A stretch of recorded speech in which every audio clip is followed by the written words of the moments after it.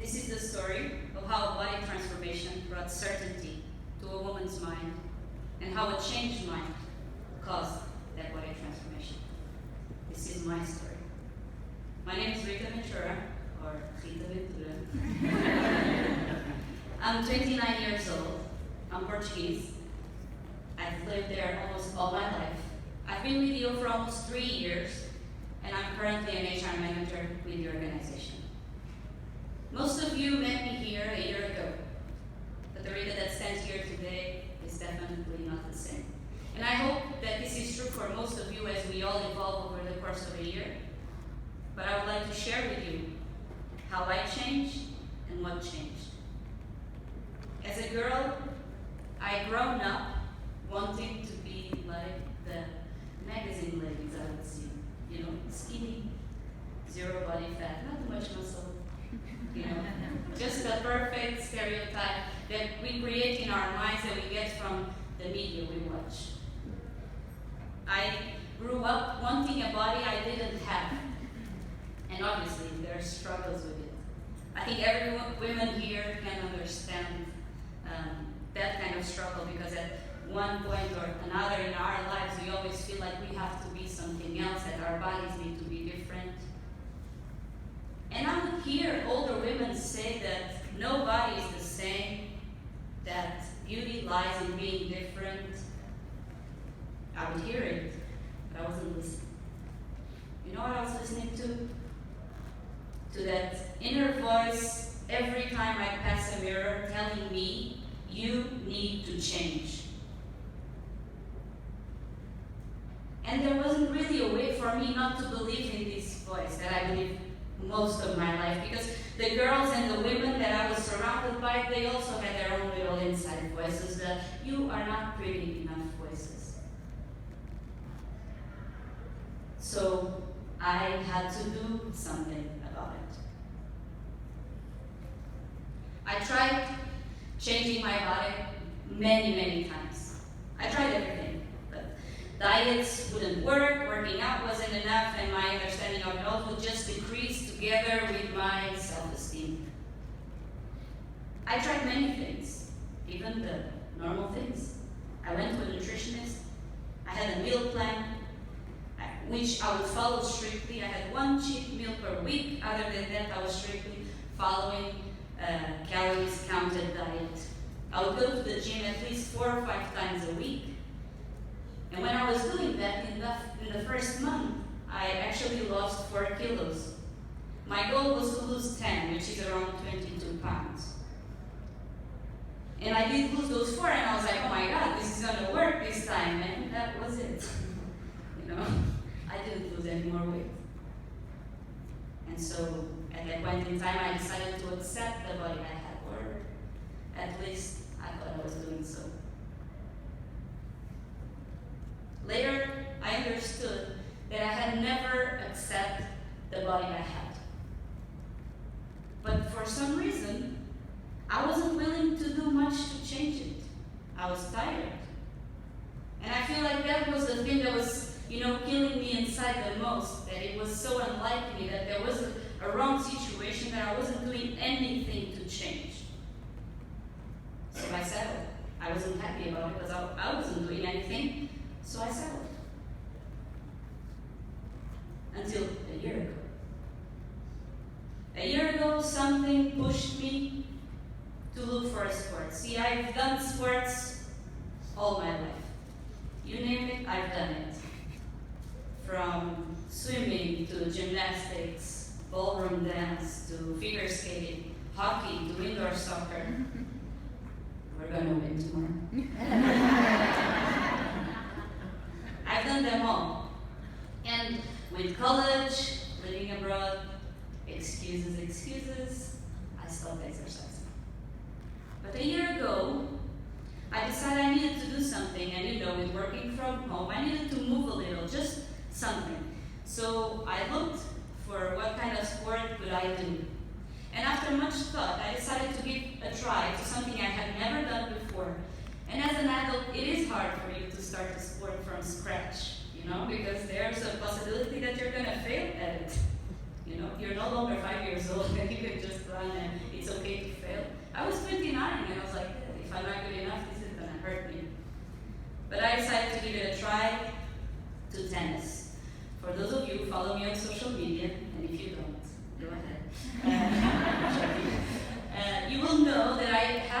become a little addicted to tennis. But that was my decision. And I didn't know it then, but that small decision changed my life. And it's so funny how sometimes you make such small decisions and for some reason, from that point onwards, they just impact your life so much. Everything changes. Tennis was that small decision for me. My competitive side came out the day I first tried the sport. It came out 2 months after I was doing the sport, and I wanted to be better. I wanted to run faster, to hit all the balls. I just wanted to be the best at it. But I couldn't. It was not because I wasn't trying, because I was trying. I really wanted to be good at that. But my cardio was just bad. I could not run. I'd be tired in a minute, so the need came again. This time with a totally different motivation, but it was there again. I needed to lose weight. So I went full on, as usual. I got myself a personal trainer to train me once a week outdoors because me and gyms, we just were not a thing. I created a meal plan for me with the knowledge I had because I've been to nutritionists before. And no one better than me knows my body and what kind of food is better for me. So I created my own meal plan. And with the help of my personal trainer and my tennis coach, I got some really valuable insight. And most importantly, motivation to achieve my goal, which was the same. I wanted to lose those 10 kilos, those 22 pounds. Eating healthy at that point in time, it wasn't a burden anymore as it was all the other times before. I actually liked it. It felt good, but it felt great when I started seeing results. After a month, I had lost those 4 kilos I had lost before. That wasn't a surprise, and I thought, oh my God, here we go again. These 4 kilos, I keep losing and gaining them, and that's just it. What surprised me though was that after 4 months, I was down 7 kilos. That was actually shocking for me. I didn't think I could go down as much because I never saw myself as someone that needed so much to lose weight, and it's really hard when you get to a certain point with your body. It's really hard to go lower on the scale. After half a year, I reached my goal. I was down the 10 kilos I've always dreamed of. And if you ask me today if I'm happy with my body, my answer is no. But it's a totally different no than I would give you a year ago. It's a no of knowing that I can push my body to other limits. It's no longer a no of dissatisfaction with what I see in the mirror, because that I'm actually happy, proud about it. And believe me, this is hard to say in public or even just out loud. I am happy with all the work that I put into myself and the results that it gave me. And it took some work, and it took a lot of believing that it would actually happen, even though the results are definitely not immediate. And just a short 2 weeks ago, I got to see the power of a body transformation. I was participating in the last tennis tournament of the season at the club that I play, and I managed to get myself to the final, and I actually won. It was the first time I won a tennis tournament.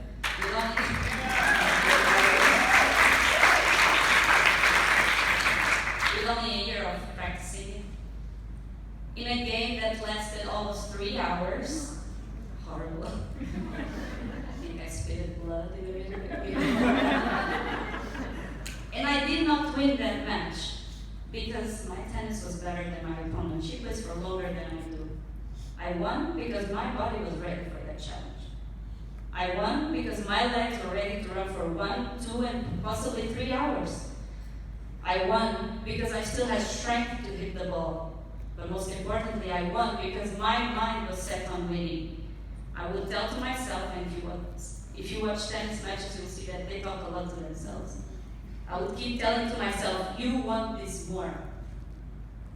And so I hit the ball over and over again, and I got to win that match. And that for me was a good moment, not because of the winning and all, but because I could see that the way where I took my body, it got me to overcome tiredness to feel victory, and that felt great. My body transformation has taught me some valuable lessons. It has taught me that a body transformation demands a change in your mind. Your mindset cannot be the same, and that's the reason why I failed many times before. Because my motivation was wrong. I wanted to be like someone else, and that is impossible. It is impossible for any woman in here to be like the woman next to you. And that's totally fine. But the moment I changed my motivation, the results just appeared, like it's magic. It comes with that old quote of the definition of insanity, which is to do the same thing over and over again and expecting a different result. That's what I did for 28 years of my life. When my motivation changed, my body did too. My body transformation has taught me that perfection isn't real. That all those older women were right. Nobody is the same. But I also found out that me, Rita, I'll never stop chasing perfection. And you know why? Because the third and most important lesson I got was that controlling the way my body looks gave me a way to clearly see with my own eyes that goals, no matter how difficult and how many times you actually failed before, goals are achievable. And you can replace goals with dreams in this sentence. And for me, reaching dreams is getting really, really close to perfection. So obviously I'll never stop chasing it. I'm happy that I stand here today, minding my own body, but most importantly, guiding my own mind. Thank you.